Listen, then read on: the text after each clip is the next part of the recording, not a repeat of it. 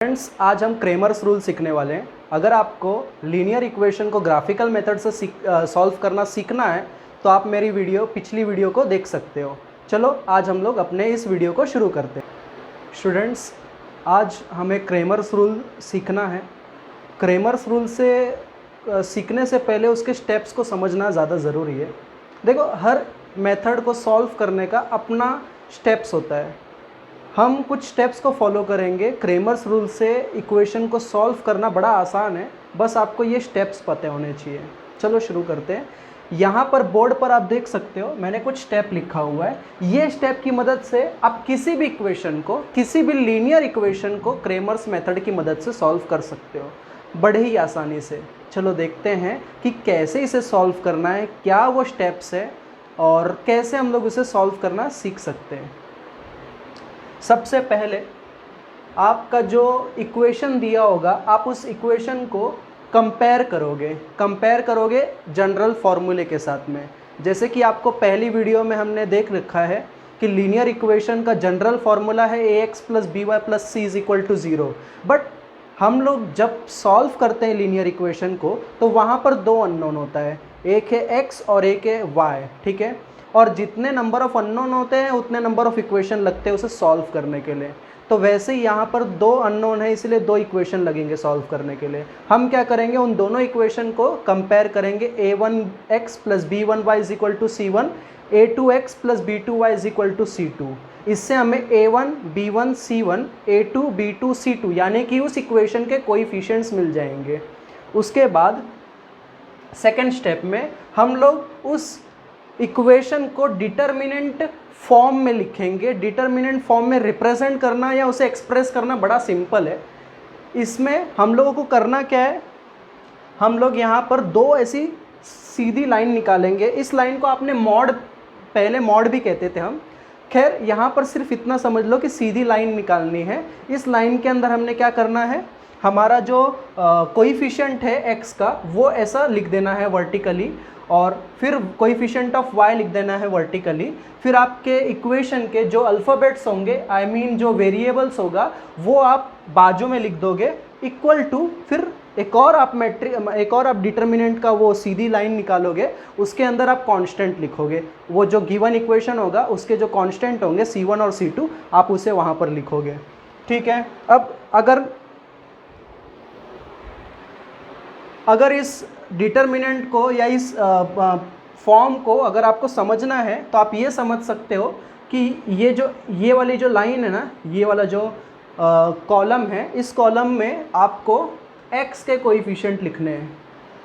मतलब आपने x के जो कोएफिशिएंट देखे थे a1 a2, वो आप इधर पे लिख दोगे, एक के नीचे एक।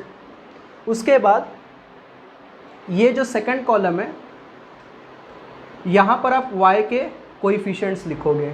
y का कोएफिशिएंट आप यहाँ देखो इक्वेशन में, वो इक्वेशन के कोएफिशिएंट्स को यहाँ पर लिखोगे। उसके बाद आखिर में आप यहाँ पर जो कांस्टेंट आया है उस कांस्टेंट को यहाँ लिखोगे, ठीक है। ये पहला वाला जो डिटर्मिनेंट है, इस डिटर्मिनेंट को हम लोग कोएफिशिएंट पार्ट कहेंगे, कोएफिशिएंट पार्ट।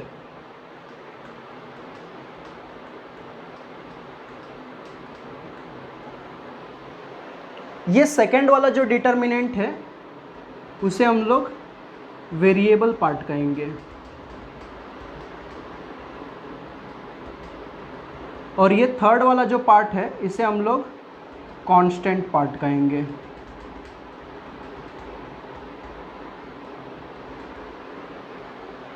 चलो, हम लोगों ने दो स्टेप तो देख लिया, और आगे के स्टेप को भी देखते हैं कि कैसे हम लोग क्रेमर्स रूल का सॉल्व करेंगे इक्वेशंस को।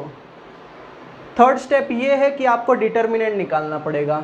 अब डिटर्मिनेंट क्या होता है, डिटर्मिनेंट निकालना हम इस वीडियो में आगे सीखने वाले हैं। बस इतना समझ लो कि डिटर्मिनेंट निकालना पड़ता है, और उस डिटर्मिनेंट को निकालने के बाद ही आप क्रेमर्स रूल की मदद से x और y की वैल्यू निकाल सकते हो, ठीक है। तो सबसे पहला जो डिटर्मिनेंट जाएगा वो हमारे इस कोएफिशिएंट पार्ट को लेकर हमने इस्तेमाल करके सॉल्व करना है।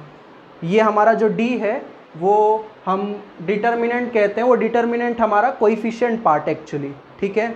उसे सॉल्व करेंगे, उसकी जो वैल्यू मिलेगी उसे हम लोग इक्वेशन नंबर 1 दे देंगे।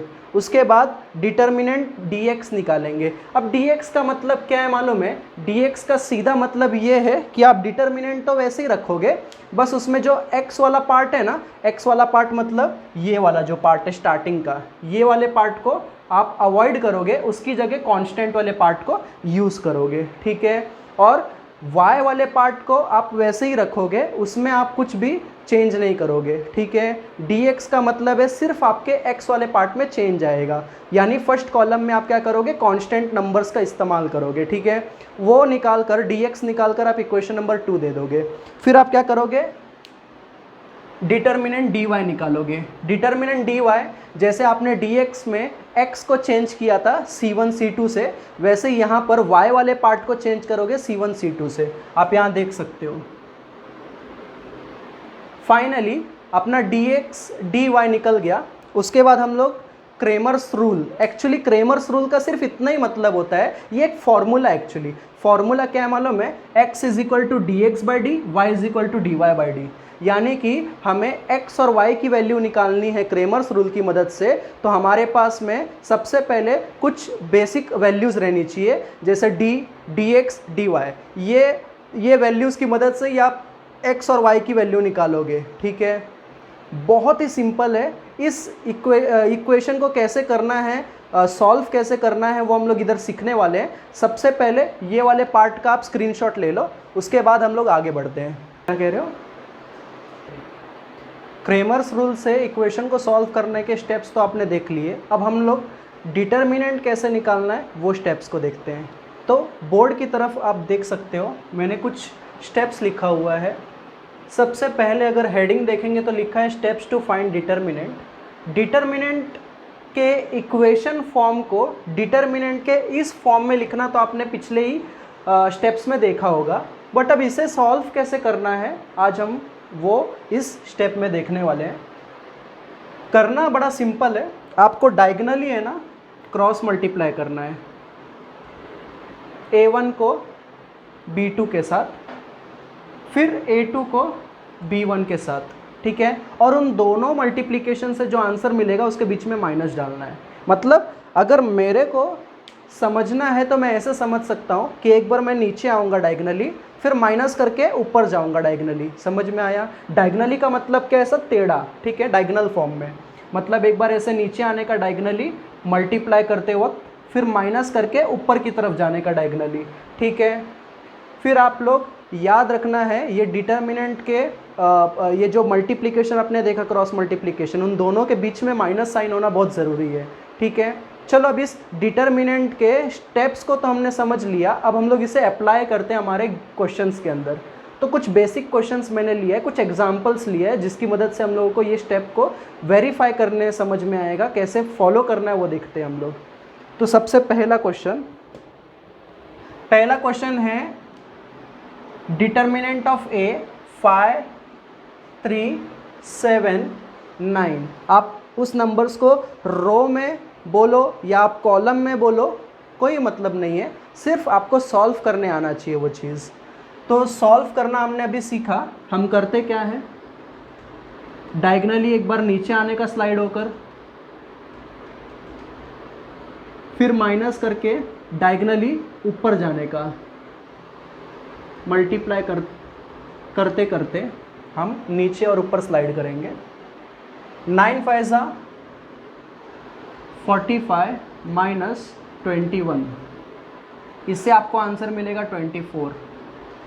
यानी आपको a का आंसर यानी discriminant of a, determinant of a 24 मिलेगा। ऐसे ही आप और एग्जाम्पल्स को देखो। अगला एग्जाम्पल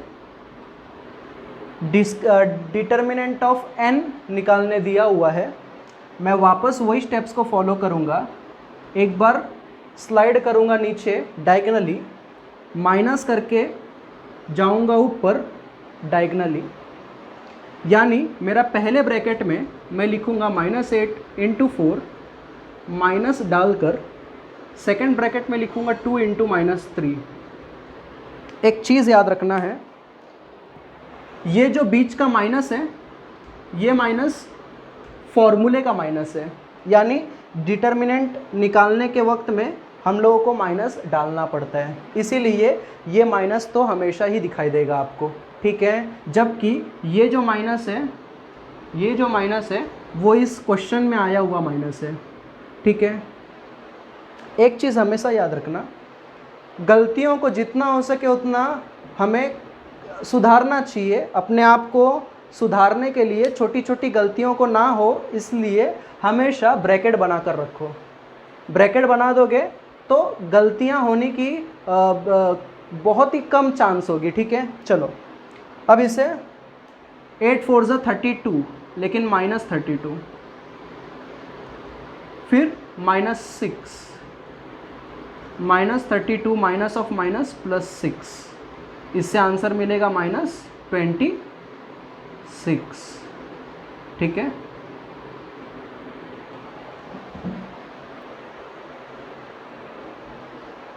चलो अब हम लोग प्रैक्टिस सेट 1.3 के साथ कंटिन्यू करते हैं। प्रैक्टिस सेट 1.3 में टोटल 3 क्वेश्चंस हैं। 3 क्वेश्चंस में पहला क्वेश्चन जो है वो एक्टिविटी बेस्ड है, जहाँ पर आपको वो क्वेश्चन में कहीं कहीं छोटे छोटे बॉक्स दिए हुए हैं, वो बॉक्स को फिल करने बोला हुआ है।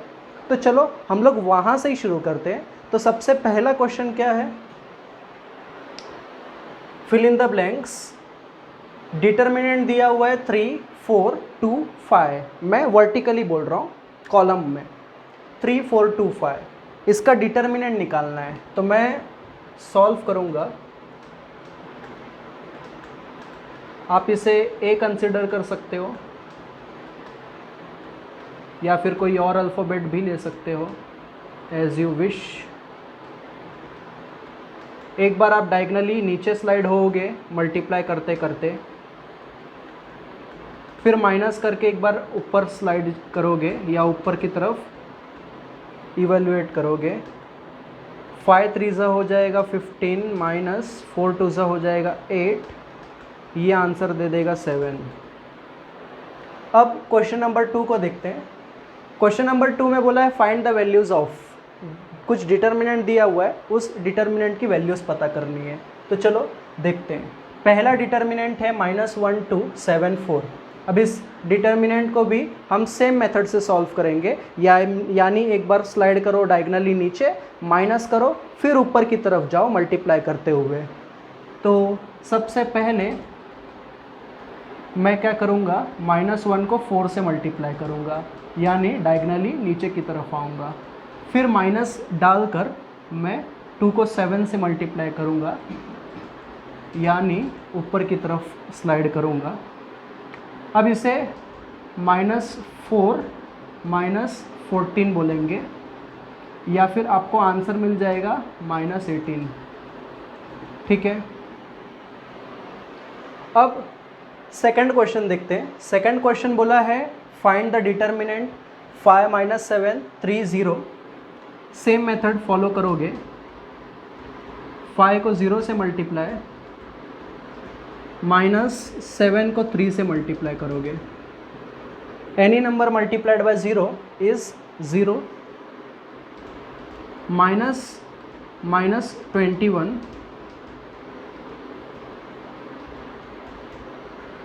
फिर माइनस ऑफ माइनस हो जाएगा प्लस, तो इसका मतलब है हमें फाइनल आंसर मिलेगा +21। 0 तो गायब हो गया।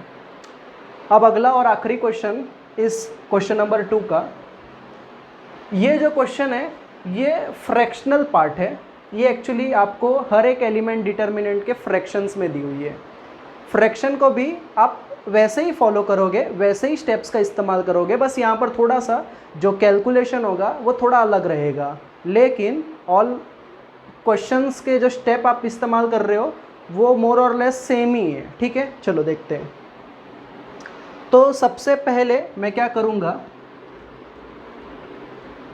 डायगनली नीचे की तरफ स्लाइड करूँगा, 7/3 मल्टीप्लाई बाय 1/2, इसे डाल दूंगा ब्रैकेट में। फिर माइनस डालकर मैं ऊपर की तरफ आऊँगा, 3/2 मल्टीप्लाई बाय 5/3, ठीक है। सबसे पहले सबसे पहले मैं यहाँ पर 3 और 3 को मल्टीप्लाई जो ऊपर नीचे दिख रहा है वो कट कर दूंगा। एक चीज़ समझ लो, जब दो फ्रैक्शंस के बीच में मल्टीप्लिकेशन होता है तो हम लोग को हमेशा सामने सामने मल्टीप्लाई करना होता है। आई मीन न्यूमरेटर को न्यूमरेटर के साथ मल्टीप्लाई करोगे, डिनोमिनेटर को डिनोमिनेटर के साथ मल्टीप्लाई करोगे। एक जनरल फॉर्म देखना है तो आप यहाँ देख सकते हो, जैसे कि a/b मल्टीप्लाई कर रहे हो c/d के साथ, तो इसे आप करोगे कैसे, a × c the whole upon b × d, मतलब न्यूमरेटर को न्यूमरेटर के साथ, डिनोमिनेटर को डिनोमिनेटर के साथ। ये तभी पॉसिबल है जब दो फ्रैक्शंस के बीच में मल्टीप्लिकेशन होगा। बट अगर दो फ्रैक्शन के बीच में प्लस है या दो फ्रैक्शन के बीच में माइनस है तो आपको सबसे पहले उस डिनोमिनेटर को सेम बनाना पड़ेगा। एक बार डिनोमिनेटर सेम हो गया तो आप उसको आगे कंटिन्यू कर सकते हो, ठीक है। खैर यहाँ पर मैं आगे देखता हूँ। तो जैसे मैंने देखा, मुझे क्या करना है, सामने सामने मल्टीप्लाई करना है। 7 × 1 the whole upon 3 × 2 minus 5 upon 2, क्योंकि मेरा 3 ऊपर नीचे मैंने ऑलरेडी कट कर दिया हुआ है। इससे मुझे आंसर मिलेगा 7/6 माइनस 5/2। अब देख सकते हो आप, दो फ्रैक्शन के बीच में माइनस है। मैंने अभी बताया आपको, अगर दो फ्रैक्शन के बीच में माइनस या फिर प्लस होता है तो सबसे पहले उसके डिनोमिनेटर को सेम बनाओ। अब डिनोमिनेटर सेम बनाने के दो रास्ते हैं। पहला तो ये है कि क्रॉस मल्टीप्लाई कर लो, दूसरा ये है आप एलसीएम ले लो, ठीक है। इस केस में क्रॉस मल्टीप्लिकेशन करने से ज़्यादा बेहतर है एलसीएम लेना। मैं क्या करूँगा, इन डिनोमिनेटर को चेक करूँगा। डिनोमिनेटर में क्या है, 6 और 2। अब मैं उन नंबर्स को यहाँ पर लिख दूँगा। अब मैं 6 के टेबल को रीड करूँगा। 6 का टेबल है 6, 12, 18 एंड सो फोर। आगे 2, 4, 6, 8 ... अगर मैं ध्यान दूँ तो इन दोनों ही टेबल्स में मुझे एक नंबर है जो स्टार्ट में कॉमन मिल रहा है, वो है 6। तो मुझे एलसीएम 6 लेनी है। अब एलसीएम को 6 लेने के लिए मेरा जो फर्स्ट फ्रैक्शन है उसका डिनोमिनेटर पहले से ही 6 है, यानी मुझे उसमें कोई चेंजेस नहीं करनी है। सेकंड वाले जो फ्रैक्शन है उसका डिनोमिनेटर है 2। अब उस डिनोमिनेटर को मुझे 2 से 6 बनाना है, तो मैं क्या करूँगा, ऊपर नीचे 3 से मल्टीप्लाई करूँगा। जो भी करोगे वो ऊपर नीचे करोगे, क्योंकि बैलेंस करना बहुत ज़रूरी है, ठीक है। यहाँ पर आप 7/6 को वैसे ही रख सकते हो और सेकेंड फ्रैक्शन को ऊपर नीचे 3 से मल्टीप्लाई करोगे। ये हो जाएगा 7/6 माइनस 15/6। इन दोनों का डिनोमिनेटर सेम हो चुका है, 7 - 15। 7 - 15 का आंसर क्या मिलेगा, -8/6, ठीक है। अब आप देख सकते हो कि -8/6 भी ऊपर नीचे 2 के टेबल में जाता है, तो मैं क्या करूँगा, उन्हें 2 से डिवाइड कर दूँगा। आंसर मिलेगा -4/3, ठीक है। हम लोगों ने क्वेश्चन नंबर 1 और 2 तो देख लिया। अब फाइनली क्वेश्चन नंबर 3 देखना है। क्वेश्चन नंबर 3 में इक्वेशन को सॉल्व करना है। इक्वेशन को सॉल्व करने के मैंने स्टेप्स स्टार्ट में दिए हुए थे, वो स्टेप को ही हम लोग को यहाँ फॉलो करनी है, ठीक है। चलो, सबसे पहले आप क्या करोगे, ये जो गिवन इक्वेशन है इस इक्वेशन को कंपेयर करोगे। कंपेयरिंग करोगे a1x + b1y + c = 0, a2x + b2y = c2, ऐसे कंपेयर करोगे। a1 b1 c1, a2 b2 c2, ये आपको मिल जाएगा, शो करने की ज़रूरत नहीं है। फिर हम लोग ऐसे लिखेंगे,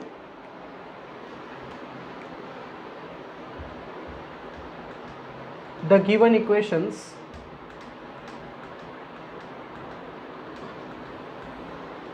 can be represented in determinant form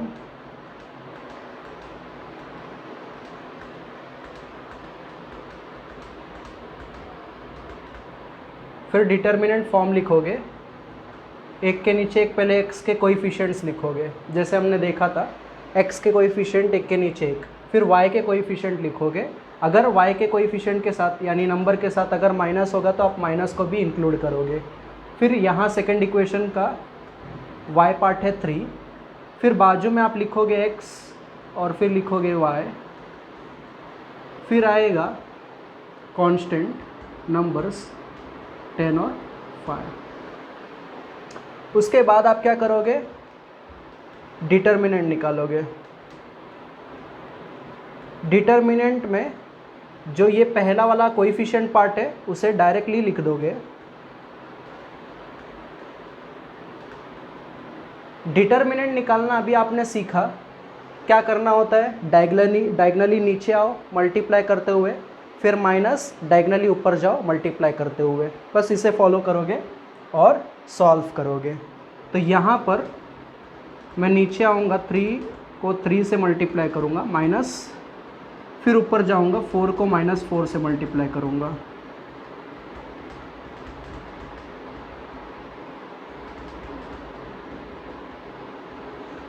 एक बात समझ लो आप लोग कि अगर आप पहले नीचे स्लाइड करने के बगैर आप ऊपर स्लाइड कर जाते हो तो आपको इक्वेशन का जो आंसर मिलेगा वो आंसर रॉन्ग मिलेगा। ठीक है, ये हो सकता है कि साइन में डिफरेंस मिले या ये हो सकता है कि पूरा नंबर ही चेंज हो, बट आपका आंसर रॉन्ग हो जाएगा। तो आपको जब स्लाइड करना है सबसे पहले नीचे, फिर ही आप ऊपर जाओगे। ठीक है, ये याद रखना रिदम कैसा है, पहले नीचे आने का, माइनस करने का, फिर ऊपर जाने का। ठीक है, चलो d की वैल्यू मिल गई, हम लिख देंगे d = 25, इसे इक्वेशन नंबर 1 दे देंगे। सेकंड dx निकालोगे। dx के वक्त में आपको पता है कि आप ये x वाले पार्ट को, यानी x वाला जो ये साइड है, ये जो कॉलम है, उसकी जगह आप कोएफिशिएंट लिखोगे कांस्टेंट 10, 5। y वाले पार्ट में कोई चेंज नहीं होगा, वो एज इट इज़ कॉपी होगा। फिर आप इसे सॉल्व करोगे।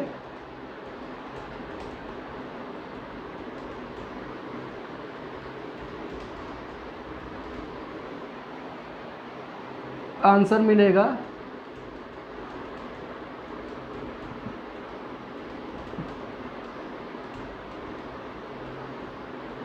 50, या फिर आप इसे इक्वेशन नंबर 2 दे दोगे। अब आप निकालोगे dx के साथ dy, dy निकालोगे। dy निकालने के लिए सब कुछ वही होगा, बस y की जगह आप कोएफिशिएंट के जो कांस्टेंट कोएफिशिएंट्स हैं वो लिखोगे। x वाला पार्ट में चेंज नहीं आएगा।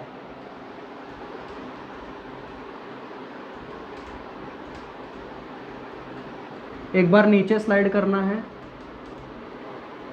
माइनस करके एक बार ऊपर स्लाइड करना है।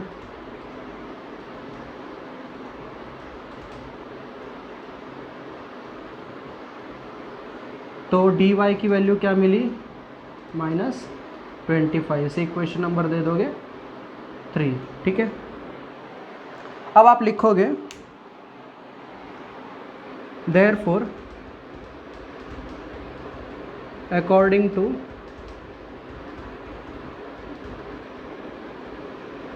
क्रेमर्स रूल,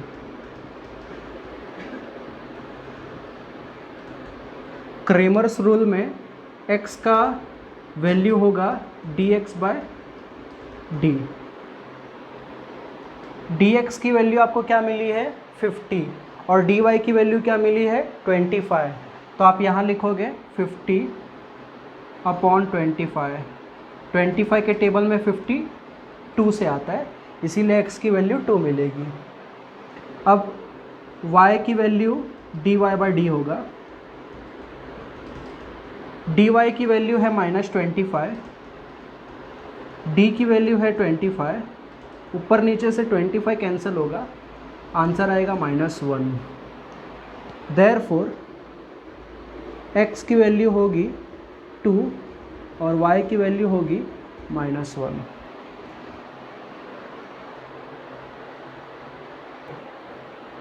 क्वेश्चन नंबर 2 अब देखते हैं। Question number 2, 4x plus 3y minus 4 is equal to 0, 6x is equal to 8 minus 5y। सबसे पहले मुझे ये देखना होगा कि क्या ये इक्वेशंस मेरे जनरल फॉर्म को ओबे कर रहे हैं या नहीं। मेरा जनरल फार्मूला क्या है, ax plus by is equal to c। कम से कम ये क्रेमर्स रूल के लिए हम लोग का जनरल फार्मूला बनेगा। अब यहाँ पर अगर मैं देखूँ तो मेरे दोनों ही इक्वेशन इस जनरल फार्मूले को शो नहीं करते। मेरा जनरल फार्मूला ये बोलता है कि सबसे पहले x का पार्ट आना चाहिए, फिर y का पार्ट आना चाहिए, इज इक्वल टू के बाद कांस्टेंट आना चाहिए। बट इस केस में पहला इक्वेशन जो है वहाँ पर x है, फिर y है और कांस्टेंट भी साथ में दिया है और इज इक्वल टू 0 बोला है। हमारे इज इक्वल टू के बाद नंबर होना चाहिए, तो हम क्या करेंगे, ये -4 को इक्वल के वो साइड ले जाएंगे। इससे हमारा जनरल फार्मूला प्रूव हो जाएगा। पहला वाले इक्वेशन का जनरल फार्मूला हम लोग प्रूफ कर देंगे। सेकंड वाले जो कोई इक्वेशन है उसके अंदर भी अगर आप देखोगे तो पहले x पार्ट है, इज इक्वल टू के बाद सारी चीज़ें हैं। तो मैं क्या करूँगा, x पार्ट के बाद y पार्ट लाने के लिए -5y को इक्वल के ये साइड लेकर आऊँगा।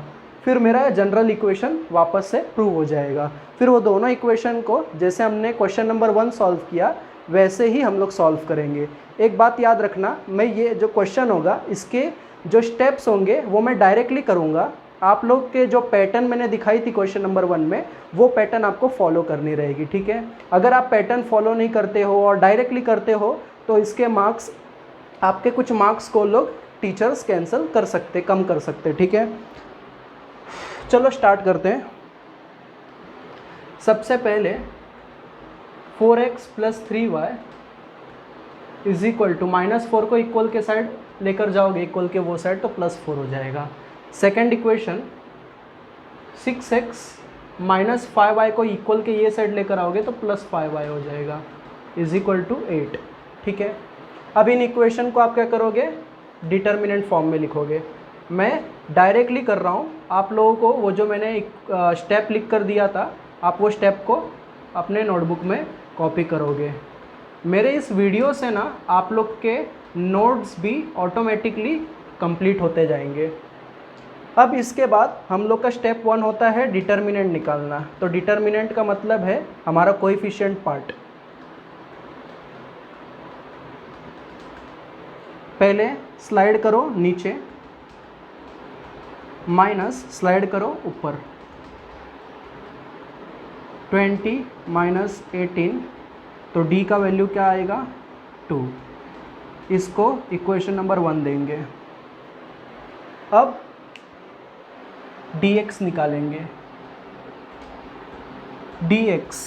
dx का मतलब क्या है, कोएफिशिएंट पार्ट में x की जगह कांस्टेंट नंबर लिखोगे, y वैसे ही रहेगा, उसमें कोई चेंजेस नहीं आएगी। यहाँ पर पहले हम लोग नीचे स्लाइड करेंगे माइनस, फिर ऊपर स्लाइड करेंगे। 5 4 20 माइनस 24, आंसर मिलेगा -4, यानी dx की वैल्यू है -4। इसको इक्वेशन नंबर दोगे 2।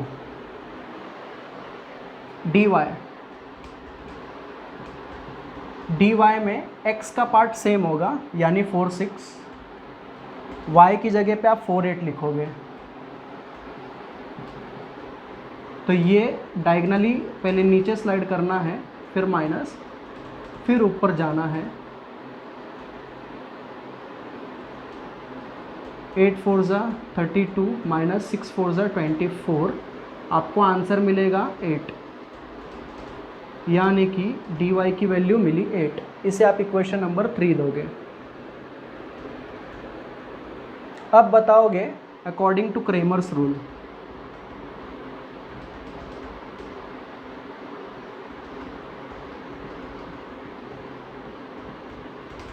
क्रेमर्स रूल का मतलब क्या है, x is equal to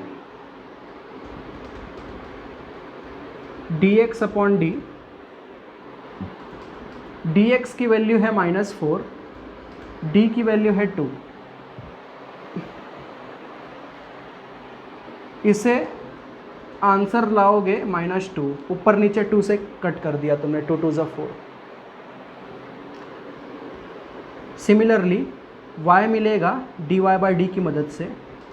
dy का वैल्यू है 8 और d का वैल्यू है 2, ऊपर नीचे 2 से कैंसिल करोगे, आंसर मिलेगा 4। देयरफॉर x की वैल्यू है -2, y की वैल्यू है 4। ठीक है,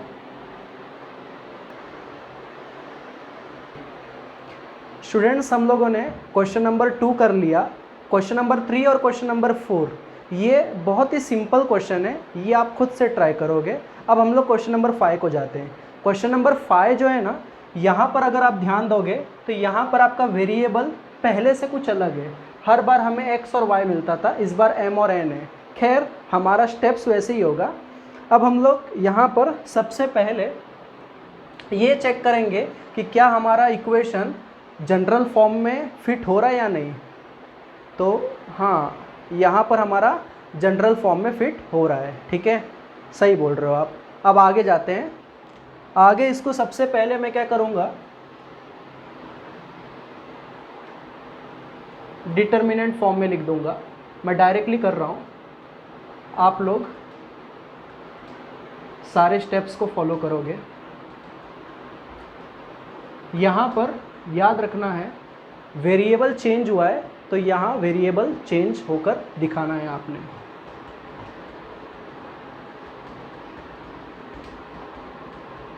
उसके बाद आप डिटर्मिनेंट निकालोगे। डिटर्मिनेंट का पहला वाला पार्ट यानी कोएफिशिएंट वाले पार्ट का डिटर्मिनेंट निकालोगे। पहले नीचे स्लाइड करोगे, माइनस ऊपर स्लाइड करोगे,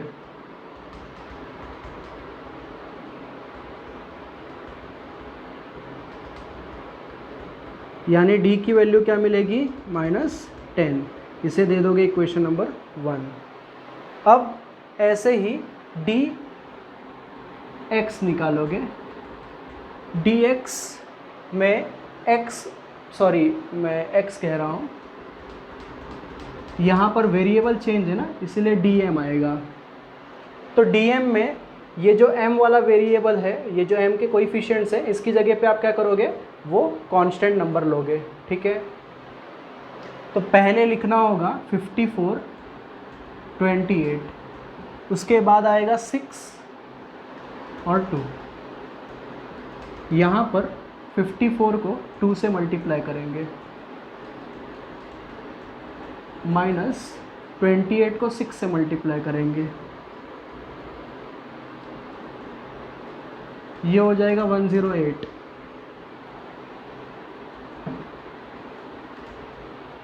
8 5 ज़ा 48, 6 ज़ा 48, 8 4 कैरी, 6 2 ज़ा 12, 12 प्लस 4 हो जाएगा 16। ठीक है, अब अगर आप 108 को 168 से माइनस करोगे तो आंसर मिलेगा -60, यानी dm की वैल्यू मिलेगी -60।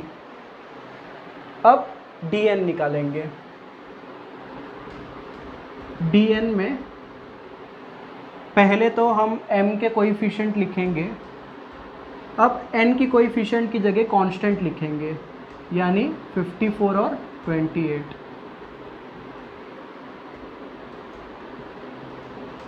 4 को 28 से मल्टीप्लाई करोगे, 3 को 54 से मल्टीप्लाई करोगे, 8 4 ज़ा 32, 4 2 ज़ा 8, 8 प्लस 3 हो जाएगा 11, माइनस 4 3 ज़ा 12, 5 3 ज़ा 15 प्लस 1 16। अगर इसे माइनस करोगे तो आंसर मिलेगा -50, ये हो जाएगा dn।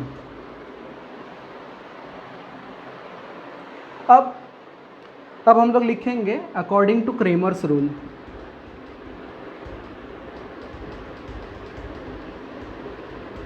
According to Cramer's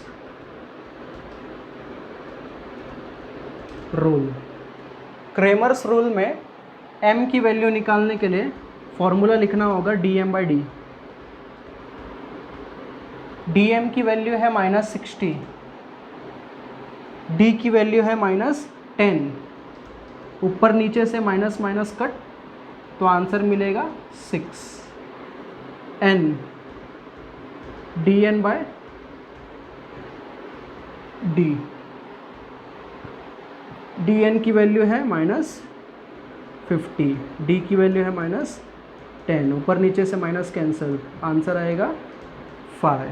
therefore m की वैल्यू क्या मिली 6 और n की वैल्यू क्या मिली 5। ठीक है,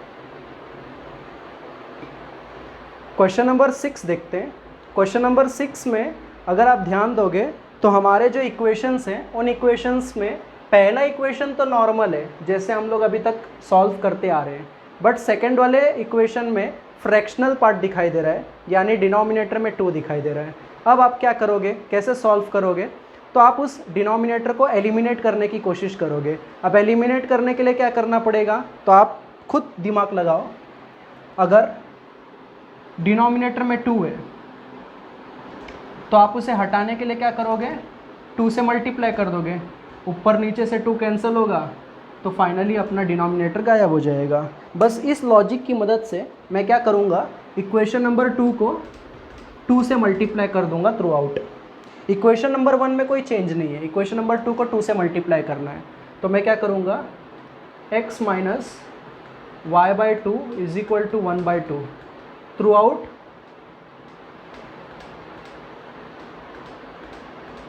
मल्टीप्लाई बाय 2, तो ये हो जाएगा 2x minus y by 2 multiply by 2, 1/2 multiply by 2, ऊपर नीचे से 2 कैंसिल,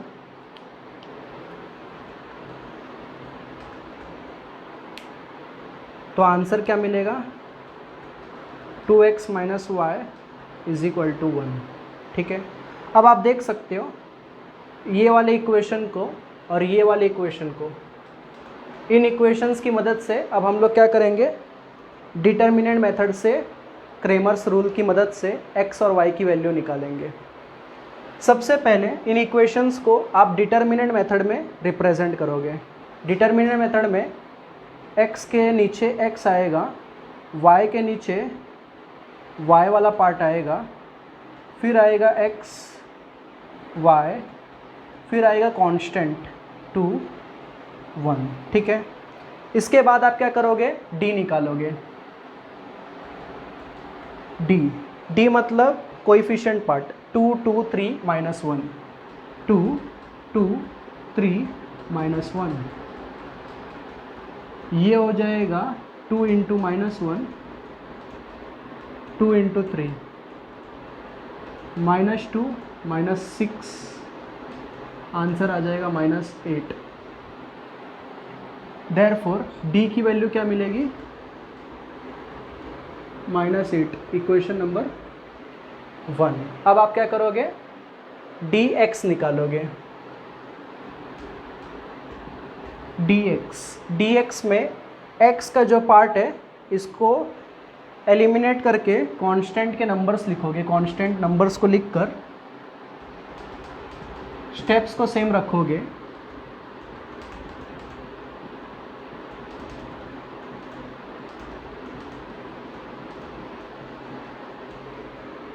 ये क्वेश्चंस बड़े ही सिंपल है। इस पूरे लेसन के अंदर जो हम लोगों ने इक्वेशंस को सॉल्व करने के मेथड्स देखे हैं, शायद ये मेथड से सिंपल मेथड और कोई नहीं मिलेगा आपको। अब dy देखते हैं। dy में x का part as it is, y की जगह पर coefficient constants, solving same, slide करो नीचे, माइनस स्लाइड करो ऊपर, यानी dy की वैल्यू क्या मिली, -2। इसे इक्वेशन नंबर 3 दे दोगे। अब according to Cramer's rule,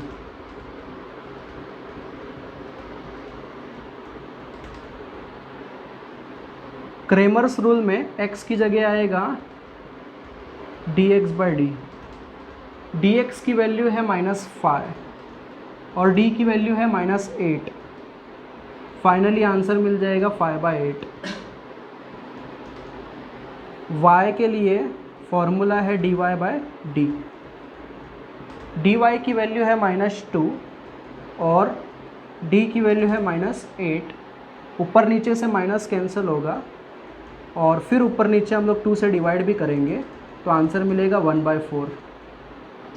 therefore finally x की वैल्यू मिल जाएगी 5/8 और y की वैल्यू मिल जाएगा 1/4। ठीक है, इसी के साथ हमारा ये प्रैक्टिस सेट भी कंप्लीट होता है। ठीक स्टूडेंट्स, आज के लिए बस इतना ही।